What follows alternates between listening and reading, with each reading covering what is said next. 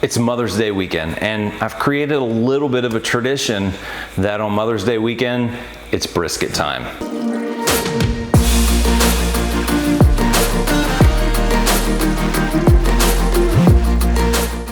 So what about this video is going to be different than all the other brisket videos that are out there in YouTube land and everywhere else?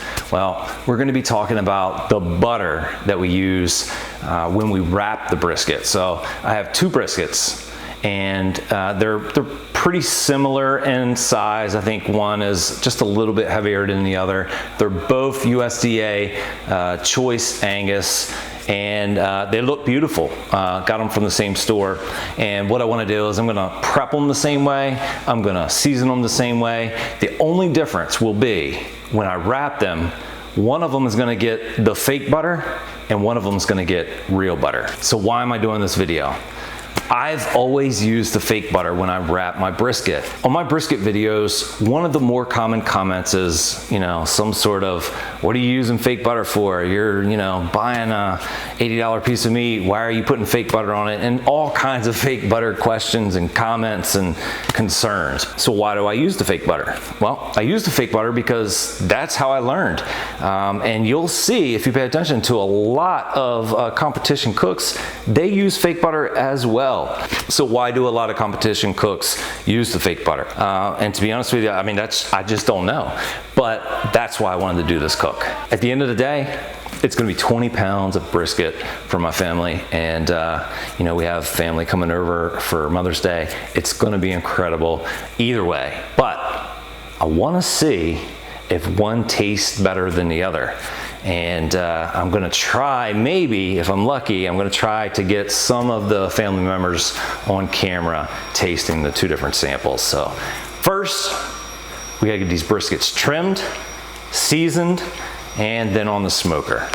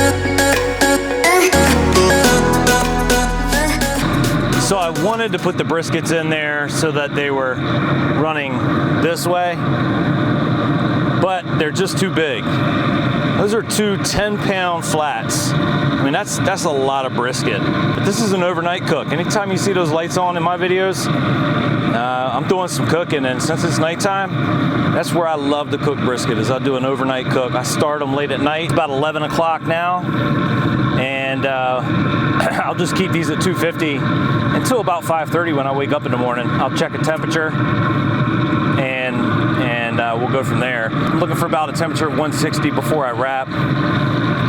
The only thing that does concern me a little bit is these are just flats, but the weight of the meat is still a 10-pound brisket. So it's going to take a long time. We're going to go nice and low and slow. I might even drop this to 240 just to give me that little extra security. It's early the next morning, and this is definitely the time that is, I don't know, it's just nerve-wracking. You don't know if, you know, everything went well. You could look inside here and it'd be burnt. It could be way over temperature. You know, it's just most likely nothing's wrong because I've done it so many times, but I just still have that that nervous feeling. But let's go ahead and see what we have.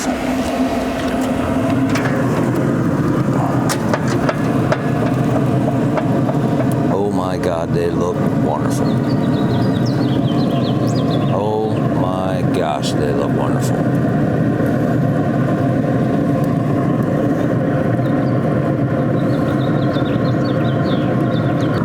The woods here yet. Temperature is everything when it comes to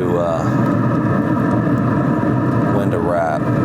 Look at that, 167. This one's going to be a little more. It's a little smaller.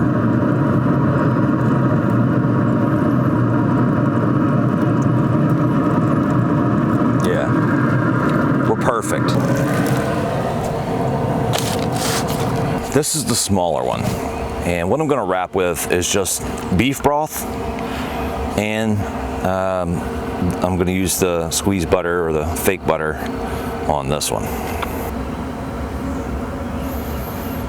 I'm going to try to keep the serving size about equal, and I'm going for about 8 tablespoons. 1, 2, 3, 4, 5, 6, 7, 8.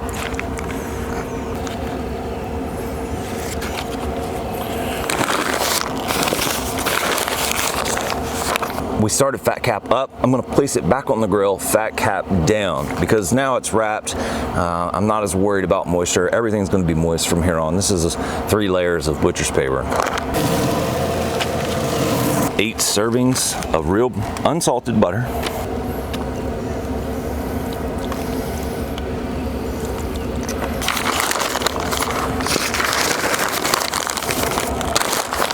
You don't really need to do much with the butcher paper to hold it down. Just shape it and let that moisture from the brisket and that heat kind of get to it a little bit, and then it'll hold. Be careful about using butcher's paper, because if you flip this over and put it back on the grill, you're probably going to lose all of the liquid that we put in there, all the butter. So we want to keep it just like that. It's always such a nerve-wracking moment when you lift the lid on an overnight cook. I love my Rectac. You don't have to use a pellet grill to do something like this. You know, you can use your wood burner. You can use a Weber kettle. You can use whatever you have. You just have to make sure that you can regulate that temperature spot on. So if you're using a stick burner, you know, you're going to be up most of the night checking temps and keeping an eye on things. With the pellet grill, it's just simple. It's a lot simpler, and it makes it nice for people with busy schedules. Like, you know, I have 2 kids. They play sports, and you know, my wife and I both have full-time jobs, so we have busy schedules. Like, that's a lot of times why I'm doing an overnight brisket, because I can't do it all day long because we're here, there, and everywhere. And so this just makes it really nice. These briskets will be done before lunch, so you know, then we'll have our freedom for the rest of the day to do all the things that we need to do without having to worry about it. I'm going to start checking temps on, especially the small one. 2 hours, and I anticipate it'll be done somewhere right about that, you know, 2-hour window. So I might even start checking temps at 1 hour. The bigger one will take a little longer. Raising the temperature to 250 as well, so you know, that's gonna move things along a little quicker. I did have it at 235 overnight just to give me that safety net, because they're only flats and not whole packer briskets, and that was the right call, because if I had run 250, I'd probably be somewhere around 190 or so on that smaller one. I think this is the hardest part about cooking a brisket, and that's deciding when to pull it off the smoker. So many times people ask, you know, well, what temperature do you pull it off? And I just don't go by temp, which is kind of ironic because I have, you know, a thermopen in my hand. But I go by tenderness. So temp is my first guide. So when I get close to 200, I know I'm almost there. So then I'm going for tenderness. And you know, tenderness is just a matter of taking a probe like this and seeing what it feels like, the resistance as you stick it into the meat. Now up here is where the point was, and it's very tender and it's close, it is 200 degrees. Back here, there's a little more resistance. Not much, but a little bit. So it's not done. There's a nice tight spot. Yeah, see that? I could feel that. I could feel the difference between there and there. When it feels like you're sticking the probe into room temperature butter, that's about where you want to pull it off. I'm going to take both briskets up until they probe tender. And you know, that could be 200, that could be 205. I don't see it go above 205, 206 very often. One brisket is a little bit bigger than the other. So they're going to cook at different rates. They're going to cook at different times. And I just need to, you know, to make sure everything is even, got to pull them off at the same tenderness. And I'm going to get it done. Then I'm going to take them just how they are on the pit, put them on a cookie tray, and put them in the oven with the oven off, door just cracked, and let them cool down. I don't want them to continue cooking because they will dry out. So I want to stop that cooking process, but I want to do it slowly. And everything with brisket is, you know, you take it out of the refrigerator and you let it come up to room temperature nice and gradually. Season it, do all that, put it on the pit. Everything is a gradual process when you're dealing with brisket. So if you rush it, that's when you mess up. Sometimes things just don't go the way that you expect them, and that's why it's important to have the most reliable equipment you can have, and double check everything all the time. And that's what I did. So right after I made that last clip, I decided to check the bigger brisket, the temperature, just in case, you know. I mean, I know it's bigger, it's thicker, but just in case something got off. And that one cooked, you know, quicker than the smaller one. And sure enough, the temperature was at 203, and it was probing. It was done. It was perfect. So I went ahead and pulled it off, put it in the oven, and let it sit. They've been resting for about an hour and a half, almost 2 hours actually. The bigger one took about a total of 11 hours cooking, and that's kind of what I was expecting for the smaller one. I anticipated the bigger one taking about an extra hour, and it was the exact opposite. The smaller one went for 1 hour longer than the bigger one. So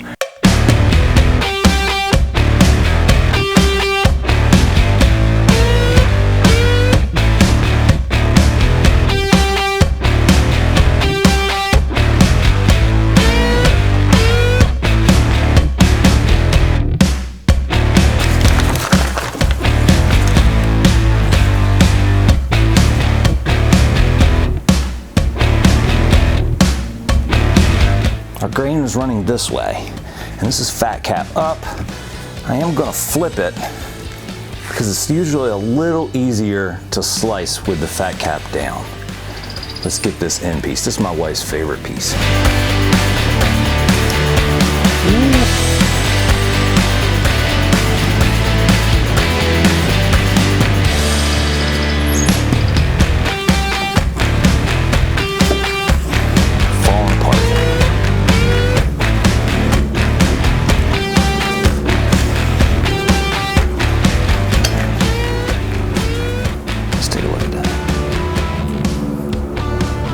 Beautiful. Nice smoke ring. Nice and juicy. Look at that juice. Are you kidding me? Pull test? I mean, I'm not pulling at all. Look at that. That's crazy.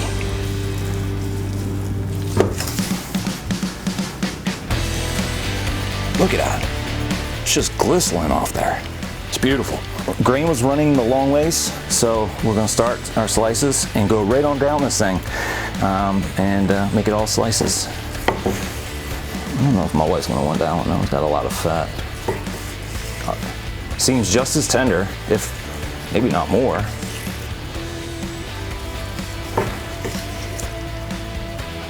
Oh wow, it's beautiful. Did you hear that? This thing's making sounds, it's so juicy. Look at this right there, guys. Look at it. Pull test. Oh my gosh. I mean, I'm literally hardly pulling it all. Fat was a little more resistant than the meat. Now remember, this is the one that I just took a whole stick of real butter, placed it on top, and just kind of let it simmer down the sides as it cooked.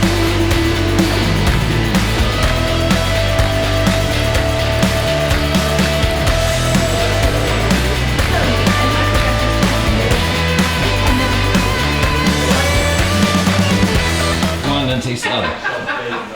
One closet cleanup, that one expired yesterday.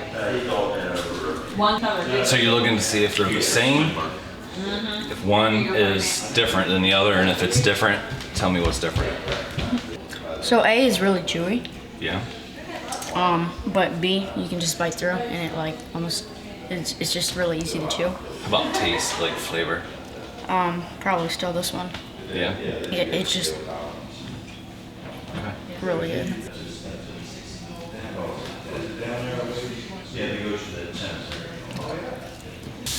B. It has more flavor. More flavor? Yeah. You think one's chewier than the other? No. No? Okay. Go. She picked a good one. Just anytime? Yeah. Okay. I like the flavor. The flavor in A, I like more. But the tenderness of B, I like more. Okay. Different. Tell me what it is. You said you were going to put up something more perfect. Yeah? That's my favorite. Your favorite because it's just milder and spice? No, it's got a nice flavor. Want watermelon, strawberry, or strawberry? It can be the same. Oh, they can be the same? Yeah, that can be. I like them both. Okay. Oh, yeah. Wow. It's really good, mate. Why didn't you get to the other one? We have to put it I up. like this one better, but Or if one's different, and if so, what's different? My water rice on my spoon, now it's on the meat. That was either a different cut off the same chunk. I'm in a predicament here. Did Linda bring it? That seemed a little more tender than that. Yeah. Both of them had a lot of flavor. You taste the distance, In the bottom of my thing. separate flavor or no? No? Not so much. To me, it was more of the tenderness. Okay. Going on camera is not easy, so I want to thank all my family members that helped me out. I think it was unanimous. The B brisket won. A was the small brisket with the fake butter. B was the big brisket with the real butter. There was an obvious difference in tenderness, and that is that the B or the bigger brisket was much more tender, and the small brisket was a little tighter. So I'm not positive where that came from, but I might have pulled it off a little conservatively because it was running longer in time than the big brisket, and that was concerning me about drying it out. But it could also just be, a grade issue. It's just that was just a little tougher piece of meat. As far as flavor, the results were very mixed. I don't think there was a definitive answer as far as which brisket was better in flavor. It was just kind of all over the board.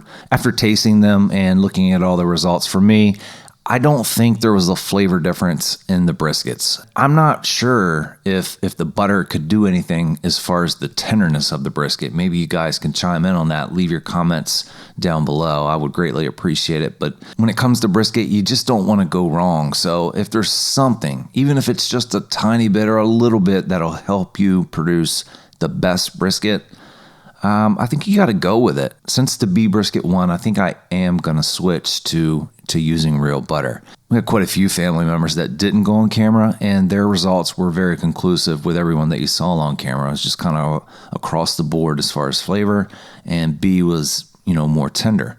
And I think that's enough. Like, if there's even a chance that real butter is going to help me get a better brisket, then that's what I'm going with. So look for me to be using real butter in the future. I hope you got something out of the video. It was fun to make. It was fun to involve my family. And it was really fun to have 2 wonderful briskets to eat. I hope you join me on the next video, and I really appreciate your support.